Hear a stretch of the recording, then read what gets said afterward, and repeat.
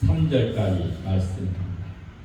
오늘의 제목은 아합의 아들 북이스라엘 여호람 왕의 일생에 대해서 하겠습니다. 원래 여기 이제 바알 우상 숭배하고 여로보암의 죄까지 해야 되는데 준비하다 보니까 너무 길어서 그건 이제 다음에 우리가 중요한 거예요. 바알 우상이 무엇이고 여로보암의 죄, 금송아지 우상이 무엇인지 거기에 대해서는 우리가 좀 세심하게 한번 정리해서 알아둘 필요가 있기 때문에 그 다음 시간에 하고, 오늘은 요람 왕. 그러니까 성경에는 여러 왕이 동시대에 두 명이 있어요. 여기서는 아합의 아들, 누구의 아들이 중요해요? 아합의 아들 여호람이고, 이 여호람은 북이스라엘의 왕인 거예요.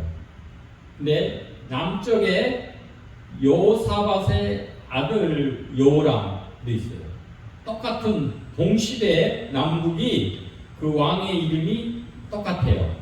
그래서 이 북쪽 여호람은 다른 말로 하면 요람이라고 이렇게 조금 다르게 줄여서도 얘기하게 돼요. 그러니까 오히려 더 헷갈려. 그때는 여호람 이랬다가 나중에 또 요람이라고 얘기했다가 이래서 하는데, 이쪽 남쪽의 유다 여호사밧의 아들 여호람과 오늘은 그 북쪽 이스라엘 아합의 아들 여호람에 대해서 살펴보도록 하겠습니다.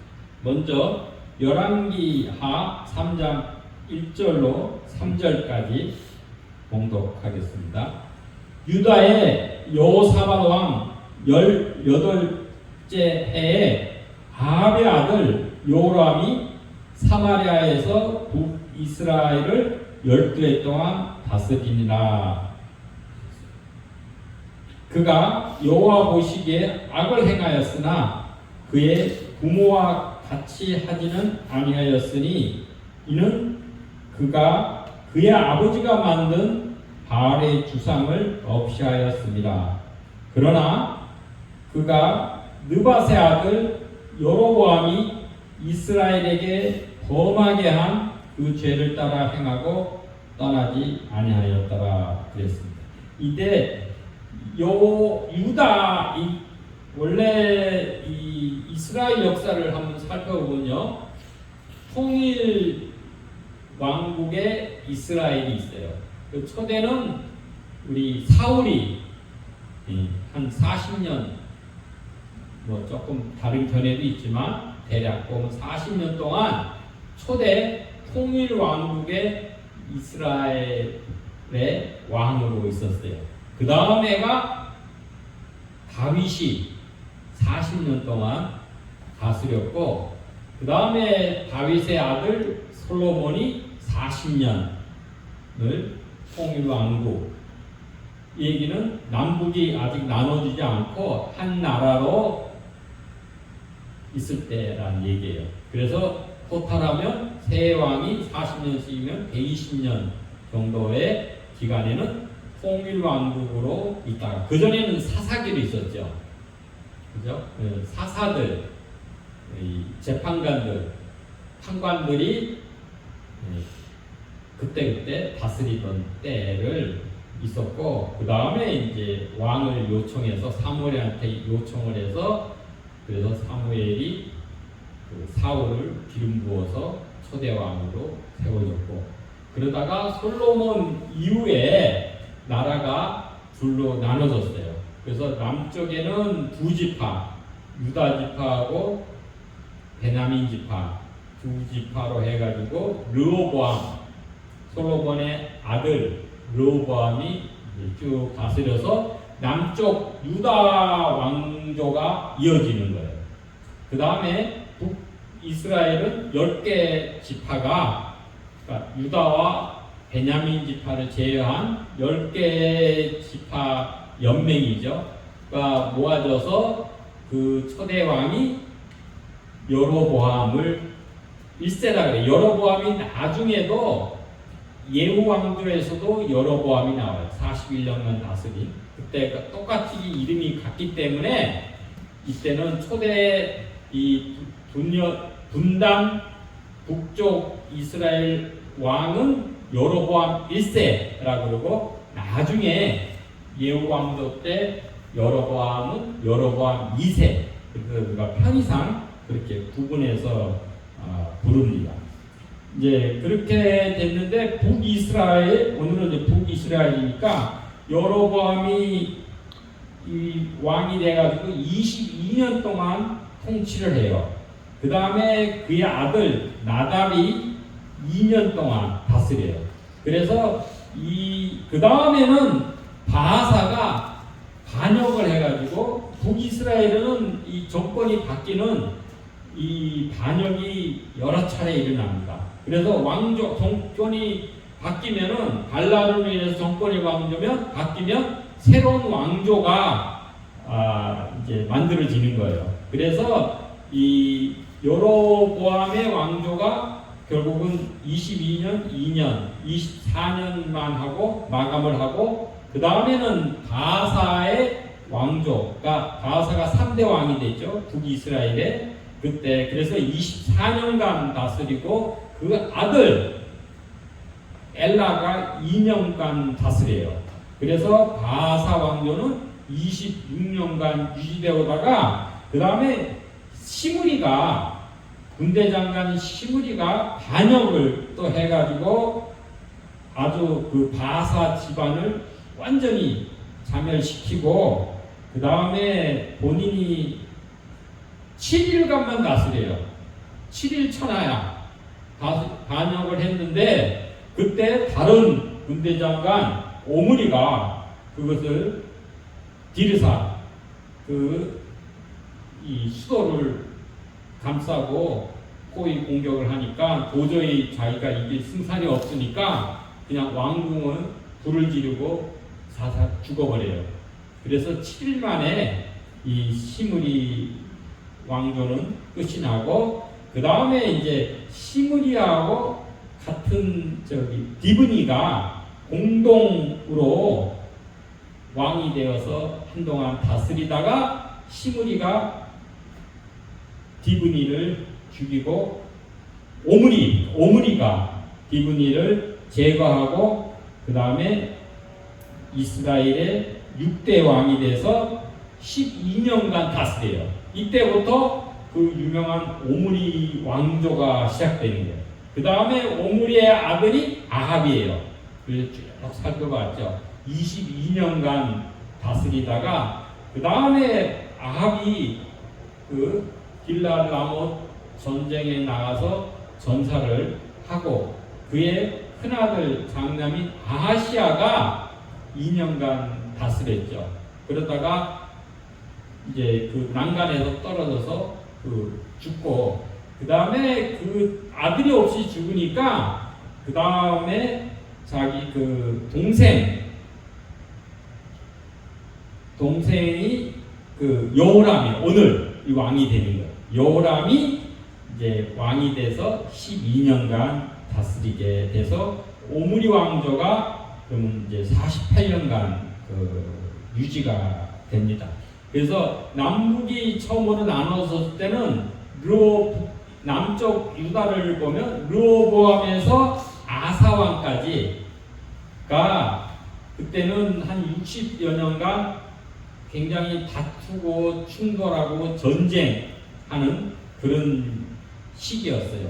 이제 북쪽을 보면은 그때가 바로 여로보암에서 그 바하사 왕조까지가 그 시대가 돼서 다투고 그런데 남쪽 유다의 여호사밧이 왕이 되고 나서는 그때 왕이 아합왕 북쪽에는 아합왕이었는데 그때 나서는 평화 공존의 시대 평화의 시대로 들어가서 한 30여간 시대예요.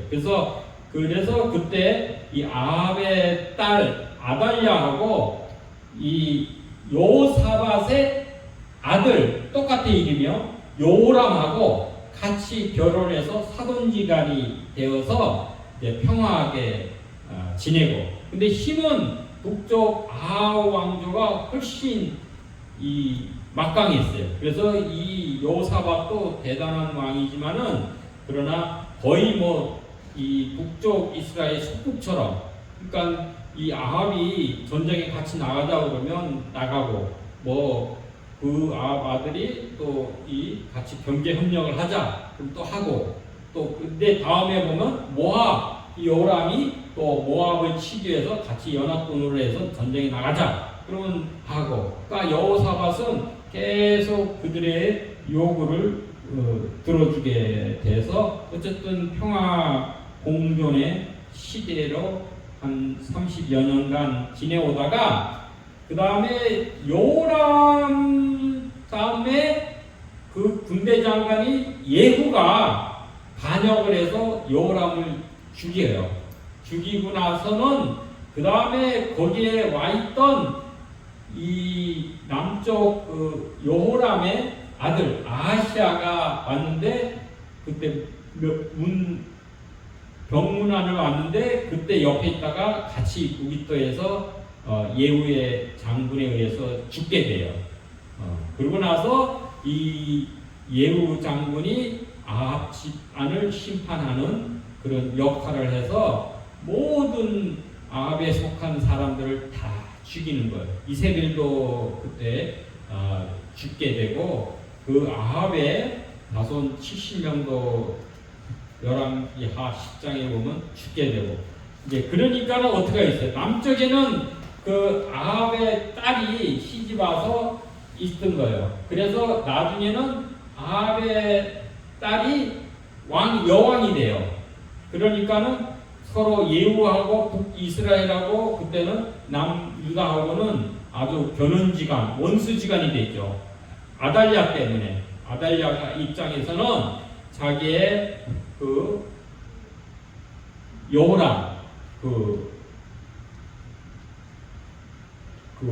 오빠나 남동생, 그거를 죽이고, 또 어머니 이세벨까지 죽이고 자기 집안의 모든 사람을 죽였으니까 당연히 그때부터는 서로 대적 관계로 되게 되는 것입니다. 그래서 여기인데 성경을 좀 보면은 조금 이해하기가 난해한 게, 열왕기하 1장 17절에는 뭐라고 기록되었냐면, 여호람이 왕이 되니 유다 왕 여호사밧의 아들 여호람의 둘째였더라 이랬어요. 그러니까 여호람이 두 개가 나와요. 여기서 엇갈리는 거예요. 근데 위에 첫 번째 여호람은 북이스라엘 왕 아합의 아들 여호람이 왕이 될 때 남쪽 왕 여호사밧의 아들 여호람이 둘째다 이랬어요. 그러니까 그때 동시대에 남쪽에서도 여호사밧의 아들 여호람이 있던 거예요. 그때가 2년째가 됐을 때 이 이스라엘의 아합의 아들 여호람이 왕이 됐다고 그때는 열왕기하 17장에 있어요. 그런데 오늘 읽은 그 3장 1절의 말씀을 보면, 유다의 여호사밧 왕 18해에 아합의 아들 여호람이 사마리아에서 이스라엘을 12해 동안 다스린다 이랬어요. 이러면 이때는 북쪽 이스라엘의 여호람 아합의 아들 여호람이 왕이 될 때 남쪽에는 왕이 누구냐? 여기서 여호사밧의 왕 18태 18년째에 이렇게 돼 있어요. 이게 서로가 안 맞잖아요. 여기서 여호사밧의 아들 여호람의 왕이 2년 차 때 그때 등극을 했다 그랬는데, 지금 3장에서는 그때 왕이 여호사밧의 18년째 때 등극을 했다 이랬어요. 이게 된 거는 그때는 이 여호사밧의 말기 한 6년 남겨놓고는 이 여호사밧의 아들 여호람이 같이 아버지 여호사밧하고 같이 공동 통치를 한 거예요. 그렇게 공동으로 다스렸기 때문에 보는 입장에 따라서는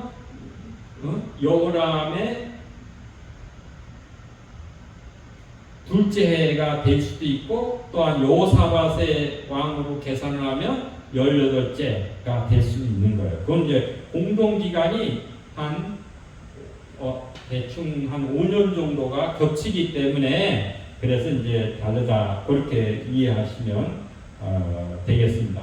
그리고 이 왕조를 이렇게 보면 같은 이름을 가진 왕이 4명씩이나 남북에 나와요. 그래서 성경에는 이게 어느 왕인지 이게 어디에 속한 왕인지 구분이 안 되니까 그냥 읽으면 이게 혼돈이 되기도 합니다. 4명씩이나 동명이인이죠. 이름은 같은데 다른 왕이 나오는 거예요.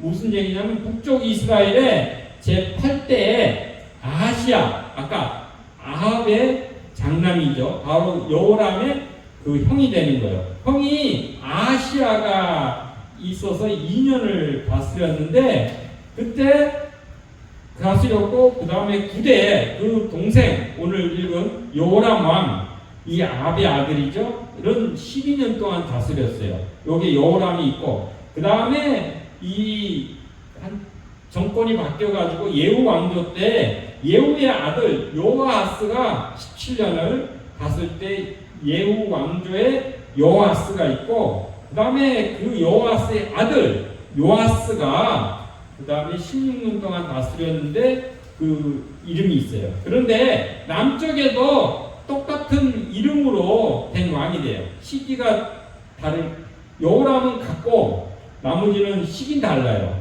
먼저는 남유다의 5대 여호람이 여호사밧의 아들 여호람이 이제 8년간 다스렸는데 그때도 같은 이름이죠. 그 다음에 아하시야 여호람의 아들 이 아하시야가 1년간 다스리다가 예후 장군한테 피살되게 돼요. 그때 그 이름도 똑같이 아하시야예요. 그 다음에 이 아하시야의 아들 요아스가 1살 되기인데 요셉아 그 고모가 숨겨져가지고 성전에서 있다가 아달랴가 집권 시기예요.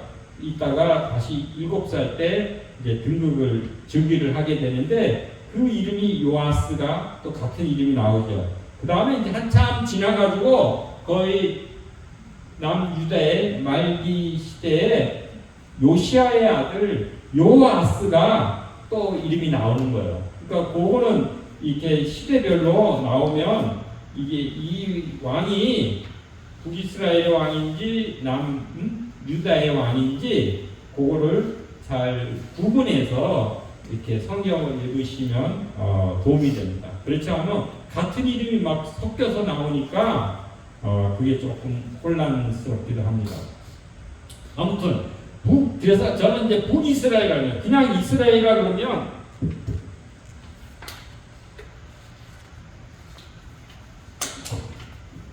통일왕국의 이스라엘인지 그냥 남북 분열 시대의 이스라엘인지 그것도 헛갈려요. 그래서 저는 이제 북이스라엘이라고 이름을 붙이는데 성경에는 그냥 이스라엘만 나와요. 그러니까는 그 이제 시대에 따라서 통일왕국 이스라엘인지 남북 분단 시대의 북쪽 이스라엘인지 그거는 이제 여러분 구분해서 이해를 하면 되겠습니다. 아무튼 북이스라엘의 9대 왕인 요람 또한 요람이라고 하죠. 그것은 아버지가 아합이라고 그랬죠. 길르앗의 전투에서 그 아람의 군대에 의해서 그 화살에 맞아서 죽게 되죠.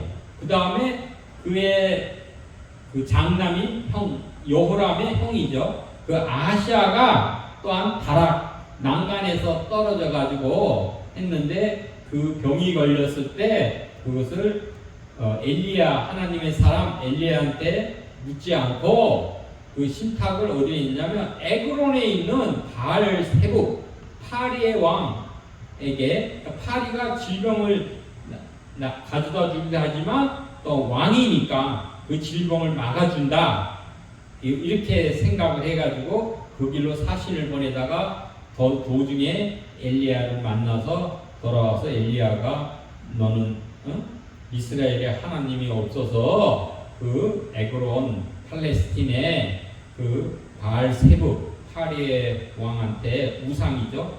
응? 거기에 물을 가느냐 이래가지고 너는 심상에서 일을 못하고 죽을 것이다. 그래가지고 결국 2년 만에 횟수가 2년이에요. 근데 그 기간을 보면 한 1년 남짓 만에 죽게 되고 그 다음에 이제 아들이 없이 죽으니까 그 동생 아시아의 동생이 오늘 이제 요람이 이제 왕이 돼서 12년간 다스리게 되는 그 얘기입니다. 그래서 이것을 이 자기 그 동생 오늘 한 북이스라엘의 여호람 왕은 그걸 다 목도하고 경험하면서 자라왔어요. 그렇기 때문에 이 하나님의 저주 심판이 무섭다라는 것을 알고 자기도 이런 저주 이 죽음이 자기한테도 임할까 두려워해가지고 그 다음에 또 그때는 엘리야 다음에 엘리사가는 주로 이제 사마리아 성에 거했다 그러죠. 그래서 엘리사가 행한 지난번에도 이 장에 오면 베델에 가서 그 저주를 했을 때 그 아이들 42명이 앙콩 2마리한테 찢겼다. 그런 그 저주 얘기도 듣고 이래가지고 이 요람 왕은 굉장히 두려운 거예요. 그래서 이 즉위하자 그의 아버지 아합은 왜 성경에서는 아합이 아주 극도로 이스라엘 왕 중에서 나쁜 왕으로 치냐면 아합 왕 때 그 바알 우상을 거의 국가 종교로 삼다시피 한 거예요. 그래서 사마리아 성에 그 바알 신당도 세우고 그 아세라 목상도 세우고 거기서 또한 바알과 아세라의 그 제사장들도 국가 재정으로 다 그 뒷받침을 해주고 키우고 이렇게 했던 거예요. 그래서 이 요람은 다행히도 그 두려움 때문에 또한 엘리사의 영향을 받을 수도 있어요. 그래서 바알의 주상, 그러니까 바알이 보면 옆에 그 기둥, 그 돌이나 또 나무로 그 기둥을 세워놔요. 그래서 그것을 이제 제거를 하였어요. 그래서 자기 아버지와는 같지 않다. 그랬는데 그러나 그가 하나님 보시기에 악을 행했다 그랬어요. 그것은 일시적으로 제한적으로 이 바알의 주상은 그 기둥은 제거를 했지만 그의 마음에 오히려 우상이 자기 마음에 내면화가 되어서 여전히 그 우상 숭배에서 떠나지 않았고 더군다나 3절에 보면 느밧의 아들 여로보암이 행한 죄, 그 금송아지 베델과 단에 금송아지 제단을 해놓고 그래서 이 북이스라엘 백성들이 절기 때마다 예루살렘 가서 그 제사를 지내는 것을 할 필요 없다. 너 안 가도 여기 베델이나 단에 가서 제사를 지내면 된다. 이 금송아지가 이 이스라엘 백성들을 애굽에서 이끌어낸 하나님이다. 이렇게 얘기를 해가지고 금송아지 그 아피스 신을 섬기도록 한 거예요. 그거는 이스라엘이 모든 왕이 결코 여로보암의 그 죄는 떠나지를 아니한 거예요. 네. 구체적으로는 다음 기회에 정리해서 한번 보기로 하고 그런 거예요. 그런데 여기서는 3장 2절에서는 바알의 주상을 없이 했다 그러지만 그러나 완전히 끝까지 바알의 우상 숭배를 제거하지 못했어요.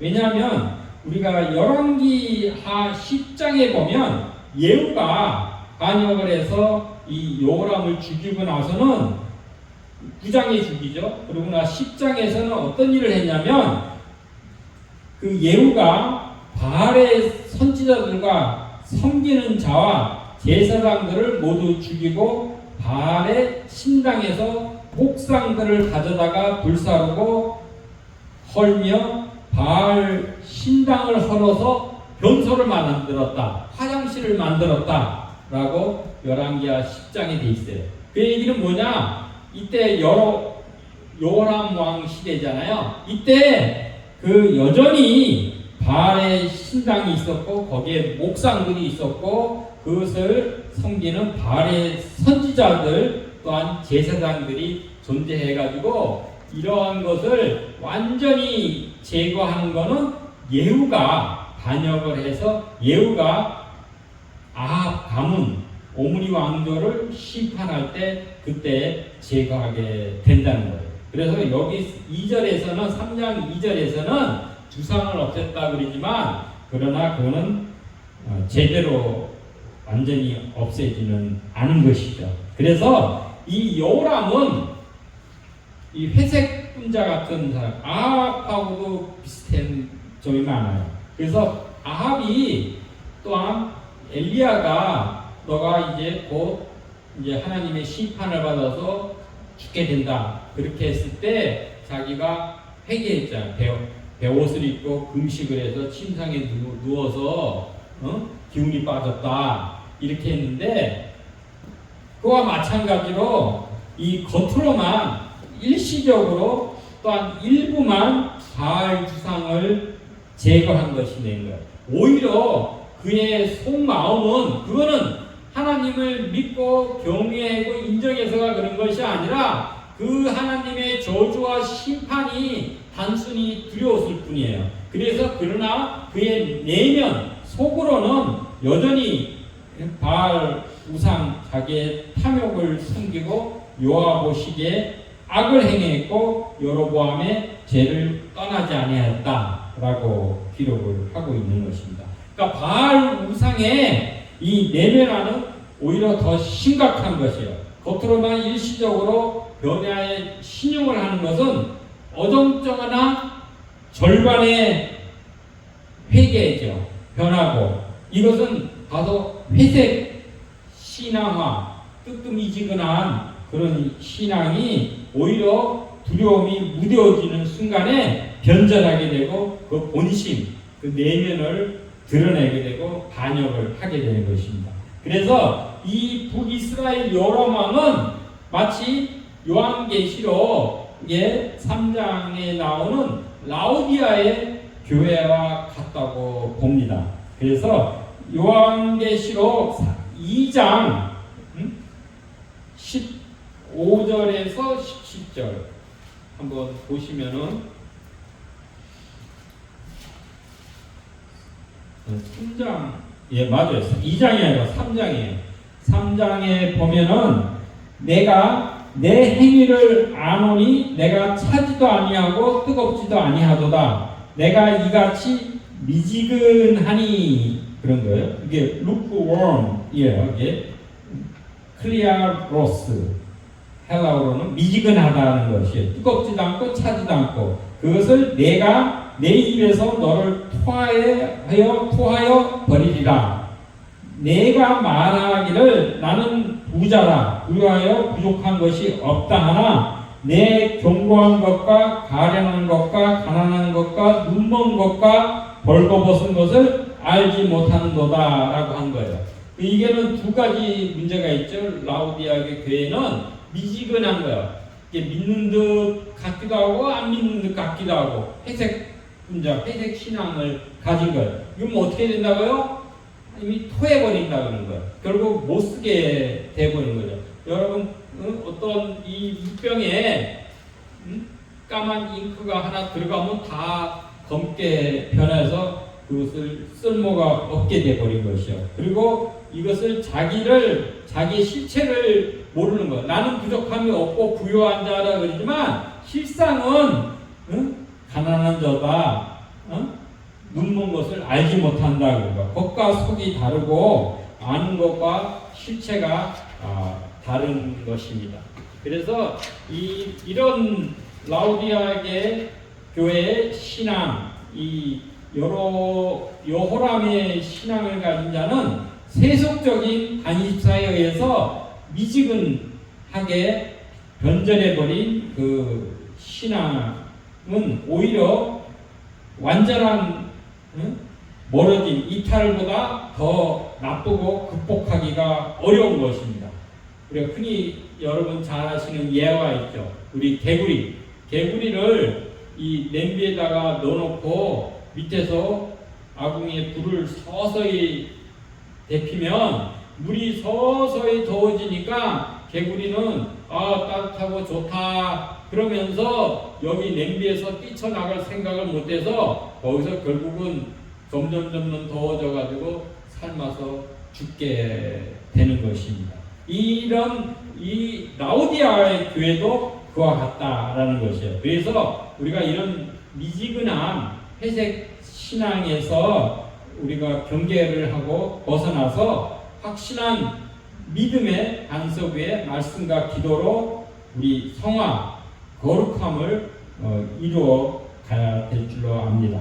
그러면 이 사람을 대해서 이게 알 수 있는 것은 그 사람의 일생에서 어떤 사건에 있고 어떤 일에 처했을 때 과연 어떻게 생각하고 어떻게 판단하고 행동했는지 그것을 알아보면 이 사람이 과연 어떤 사람인지 우리가 알 수가 있는 것입니다. 그래서 요람의 일생에 대해서 요람에 관련된 성경 말씀이 쭉 나오는데 요람이 9장에 죽기 전까지 나오는데 그것을 우리가 단편적으로 살펴보고 자세한 것은 거기에 대한 본문을 할 때 설명하고 간단하게만 그 일생에 어떤 일이 있었는지 그때 그가 어떻게 행했는지만 우리 잠깐씩 살펴보면서 과연 이 여호람 왕이 어떤 인물인지 어떤 교훈을 우리가 얻을지 한번 살펴보도록 하겠습니다. 그 다음에 이제 3장에 보면은 바로 이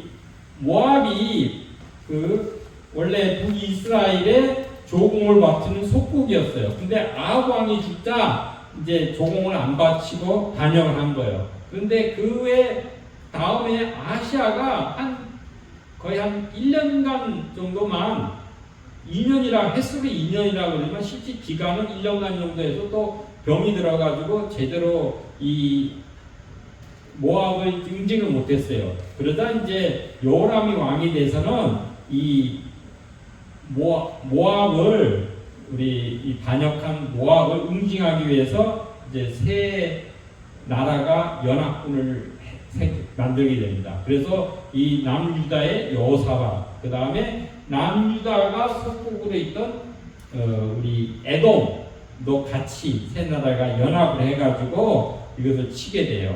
그랬을 때 나중에 물이 없어가지고 그 밑으로 그 광야를 지나서 그 모압을 치기로 했는데 7일 동안에 가다 보니까는 물이 떨어져 가지고 사람과 가축이 먹지 못해서 곧 죽게 되는 그런 문제 위기에 처하게 됩니다.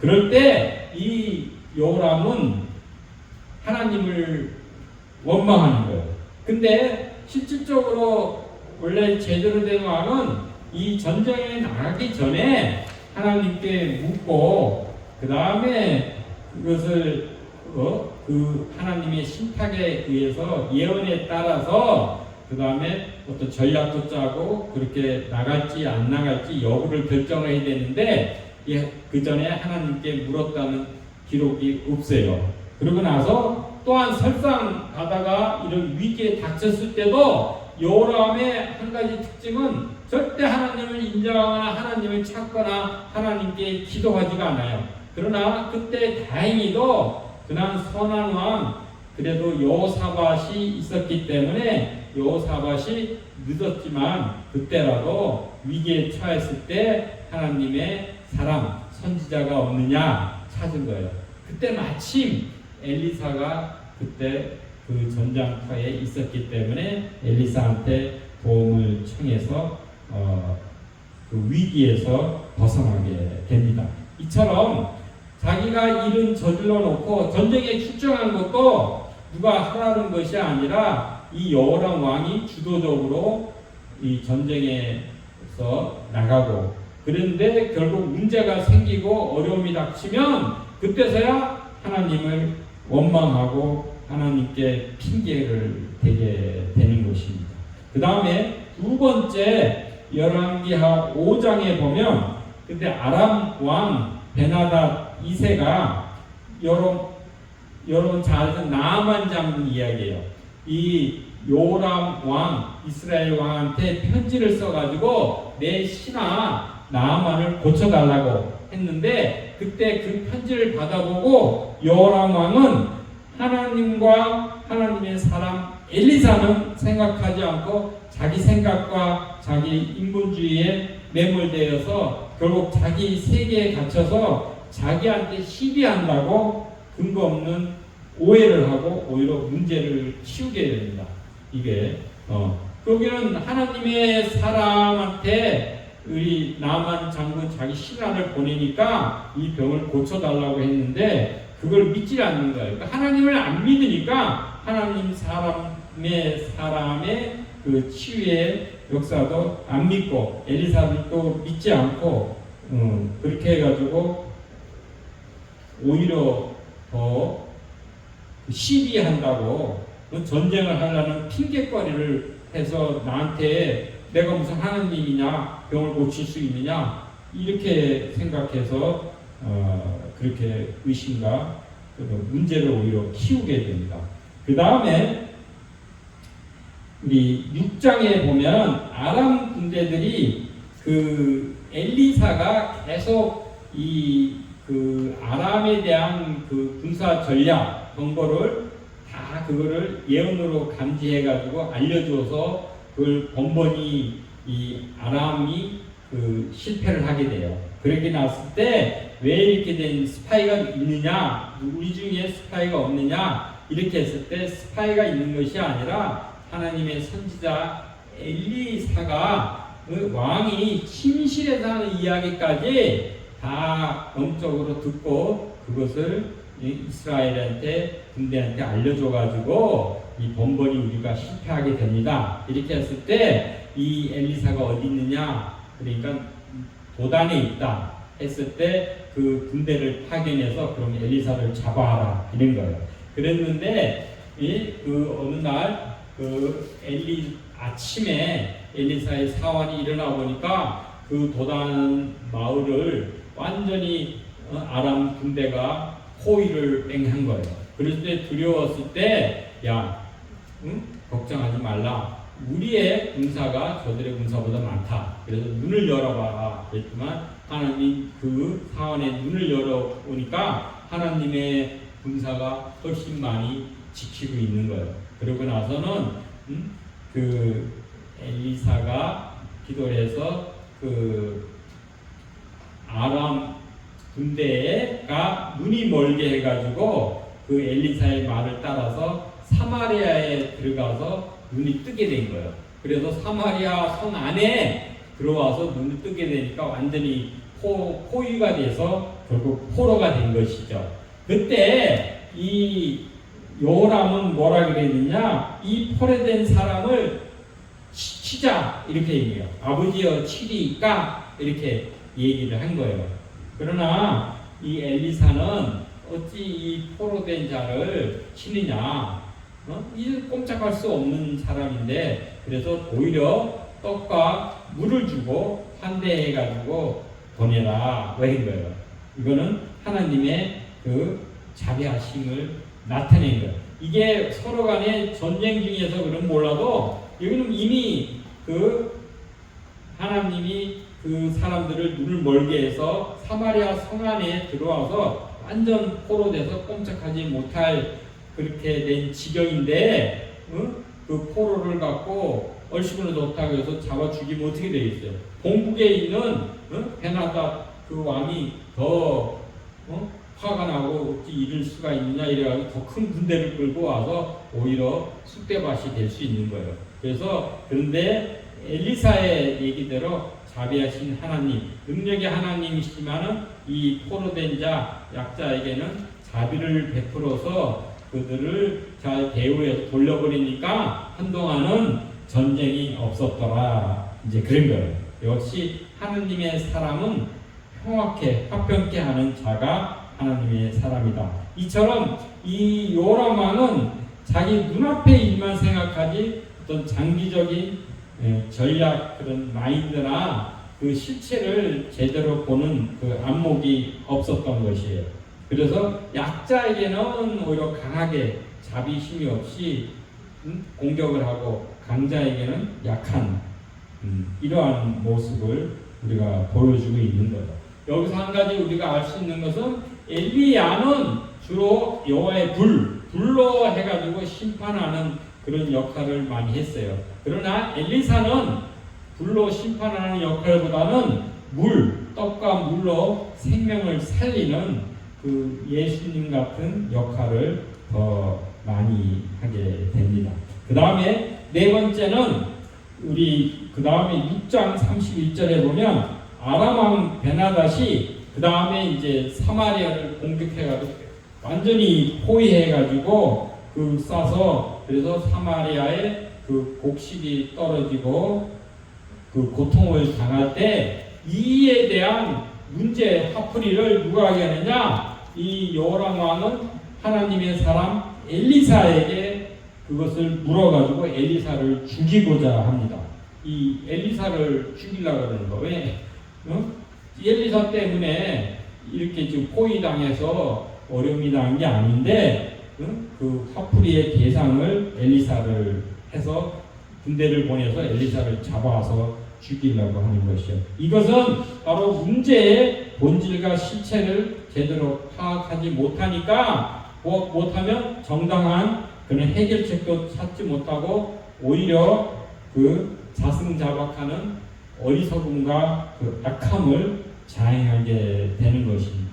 그 다음에 다섯 번째로는 이 요람 왕은 완전히 인본주의적이고 굉장히 의심이 많은 사람이에요. 그렇게 되고 그 다음에 자기 세계에 갇히고 그 다음에 하나님을 불신하고 왜곡하고 이런 속에서 살다가 결국은 그 다음에 베나닷의 왕 하사엘이 반역을 하고 그 하사엘이 왕 하사엘이 아람 왕과의 길르앗 라못 전투에서 그 부상을 입고 이스라엘 별궁에 가서 치료를 받고 있을 때 북이스라엘의 군대장관 예후가 쏜 화살에 의해서 그 염통 심장이 관통되어서 그가 죽어서 이스라엘 사람 그 나봇의 밭에 던져지는 그 엘리야의 그 예언이 성취되는 그 순간인 것이에요. 그래서 여기서 우리가 얻을 수 있는 교훈 몇 가지를 살펴보면 첫째는 하나님에 대한 이해가 부족한 거예요. 하나님에 대해서 왜곡하고 편견을 가지고 있는 거예요. 이 때문에 여러분 우리가 하나님에 대한 인식, 신관이라고 그러죠. 하나님을 어떠한 그 관점으로 우리가 이해하느냐가 중요하고 신지식 또 하나님에 대한 인식이 중요하고 하나님에 대한 어떤 경험 우리가 경험하는 하나님이 어떤 분이냐는 거예요. 근데 이 요람은 굉장히 부정적으로 하니까 하나님이 그래서 모든 나쁜 일만 생기면 하나님 탓을 하는 게 하나님은 완전히 재앙만 내리시는 이러한 분인 걸로 자기는 자기 아버지 때부터 그 형이나 자기나 이런 것을 매번 경험하는 거예요. 근데 왜 그 자기 그 아합 가문한테 그 하나님이 저주를 하고 그 심판을 내리셨냐? 그거는 아합이 죄를 짓고 우상을 섬기고 잘못을 했기 때문에 그렇게 되는 거예요. 그래서 우리가 하나님 말씀에 순종하면은 축복을 받는 거예요. 그러나 하나님 말씀을 불순종하면 저주가 임하고 그러나 내가 때로는 잘못을 했다 그래도 하나님께 회개하고 용서를 구하면 하나님이 용서해 주시는 그런 것이 되는 거예요. 그래서 똑같이 그 아버지 그 아합도 엘리야를 보고 이스라엘을 괴롭게 하는 자랍니다. 너 때문에 가뭄이 왔다. 그런 게 아니죠. 이 아합이 그 죄를 짓고 그랬기 때문에 이 이스라엘에 가뭄이 3년 반 동안 내리게 됐는데 이 아합은 그 엘리야를 보자 이 이스라엘을 괴롭게 하는 자요. 그런 거예요. 그러나 오히려 그 엘리야는 뭐라고 얘기하냐면, 너와 아버지 가문 이 아합 왕조가 결국 이스라엘을 괴롭게 한 그 원인 제공자다. 그렇게 얘기를 하죠. 그게 이제 열왕기상 18장이 있는데, 이와 같이 이 여호람도 똑같이 자기 아버지 따라서 주상은 파괴했다 그러지만 실질적인 하는 그 행위를 보면 하나님에 대한 인식은 그 아버지와 별 차이가 없게 되는 거예요. 그리고 나서 그래서 뭐냐면 우리가 요한복음 17장 3절에 보면 예수님의 그 대제사장적 그 기도에서 보면 영생은 곧 유일하신 참 하나님과 그의 보내신 자 예수 그리스도를 아는 것이다 그랬잖아요. 그러니까 예수 그리스도 하나님을 우리가 정확히 제대로 아는 것이 바로 영생을 얻게 된다라는 것입니다. 그래서 우리가 과연 신본주의 하나님 중심적인 그런 신앙을 갖고 있느냐, 인본주의 자기 중심적이고 인간 중심적인 그런 삶이냐, 과연 삶의 내 주체, 삶의 주인이 뭐냐, 누구냐, 삶의 우선순위와 가치관이 어떠냐 따라서의 그 처지가 달라지게 됩니다. 그래서 우리는 일시적으로만 아니라 일관성 있는 그런 신실한 믿음, 또 온전한 믿음, 순전한 믿음, 믿음의 확신을 가진 그런 살아있는 그런 믿음을 가지고 체험적인 신앙으로 우리 우상을 내면화하는 것이 아니라 우리 믿음을 내면화해야 될 줄로 압니다. 그래서 하나님의 말씀에 순종을 하느냐, 안 그러면 자기의 정치적인 인간의 이해관계, 이해득실에 따라서 그 행동하느냐, 거치려만 하고 눈치만 봐서 하느냐, 아니면 자기의 확증 편향, 자기가 왜곡된 그런 시각으로 그걸 보느냐에 따라서 우리가 결과가 달라지게 됩니다. 그리고 문제의 그 해결을 하는 그 핵심, 그 본질, 그 실체를 정확하게 파악을 해야 또 문제를 해결할 수 있는 능력이 되는 것입니다. 그러니까 그 사안을 잘못 판단을 하면은 거기에 대한 해결책도 엉뚱하게 되게 된 것이죠. 그리고 여기는 이 여호람은 영적 나병 환자와 같다라고 생각이 듭니다.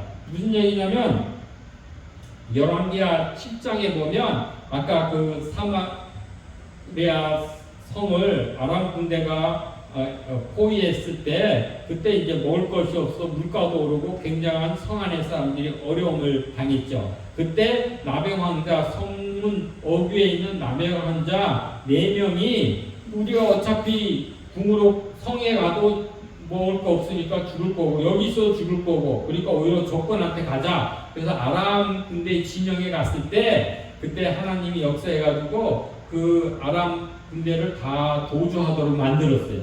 그래서 그들이 먹다 남은 모든 식량들과 전리품들이 잔뜩 거기에 넘겨준 채로 그냥 꽁지가 빠지게 도망을 한 거예요. 그래서 그것을 보고 이제 왕한테 성문지기가 보고를 한 거예요. 우리 아람 군대가 우리 거기 나병 환자가 가보니까는 거기에 온 식량은 뭐고 잔뜩 있는데 군사는 없더라. 도망을 갔다. 이렇게 했을 때 이 왕은 역시 근거 없이 그거를 하나님을 불신한 거예요. 그래서 매사 부정적이고 비합리적인 의심만 하게 되는 거예요.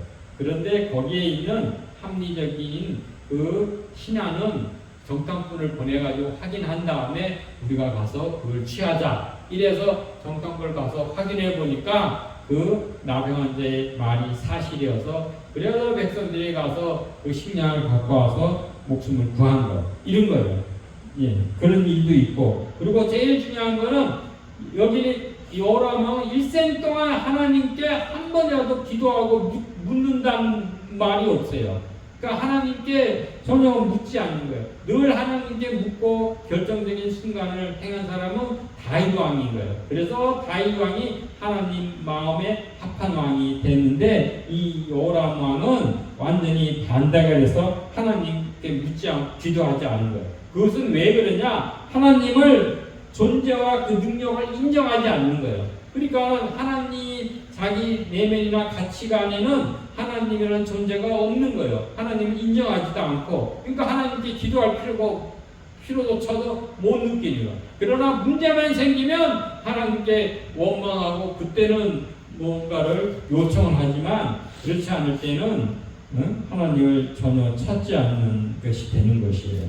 그런 회색 신앙, 미지근한 신앙이 돼서 라오디아 교회 같이 하나님께서 토해버리는, 그렇게 돼서 결국은 비참하게 화살에 맞아서 죽게 되는 것입니다. 그래서 우리가 디모데후서 3장 14절 15절에 보면 너는 배우고 확실한 일에 거하라. 성경은 능히 너로 하여금 그리스도 예수 안에 있는 믿음으로 말미암아 구원에 이르는 지혜가 있게 하느니라 그랬어요. 그래서 우리가 하나님 말씀을 대충 미지근하게 대략 소 풀 먹듯이 그렇게 하면 신앙의 발전과 믿음의 확고함과 그게 없어. 중요한 순간에는 엉뚱하게 여우랑같이 행하게 되는 것이에요. 그래서 배우고 확신하게 가라. 그래서 성경에서 모든 믿음을 얻고 또한 구원에 이른 지혜를 얻을 수 있는 거예요. 네, 기도드리겠습니다. 말씀의 주체이신 하나님 예수 그리스도, 그분을 우리가 잘 배우고 성경을 통해서 확신하고 그래야 저희 믿음을 굳건히 하고 그 구원에 이르는 지혜를 그 말씀 가운데 얻게 하소서. 저희가 라오디아 교회같이 북이스라엘의 요람 왕과 같이 미지근한 신앙, 회색 신앙으로 오히려 본질을 보지 못하고 거칠에만 일시적으로 부분적으로 무늬만 갖고 있었지 실질적인 것은 하나님을 인정하지도 않고 불신하고 거부하여서 결국 비참한 인생의 말로를 맞이한 것을 배웠습니다. 우리 아버지 하나님, 저희는 다윗과 같이 늘 하나님께 묻고 또한 주의 말씀 가운데서 순종하여서 주의 복을 받아 누리고, 혹시라도 저희가 잘못이 있다면 저희 잘못을 자백하고 용서하고 용서를 구하고 회개함으로 믿고 의로우신 주님께서 저희 죄를 사하여 주시고 또한 기쁘게 맞이하시는 그 우리함이 구원의 반열의 의의로 하나님 도우시고 인도하소서. 예수 그리스도의 이름으로 기도하옵나이다. 아멘.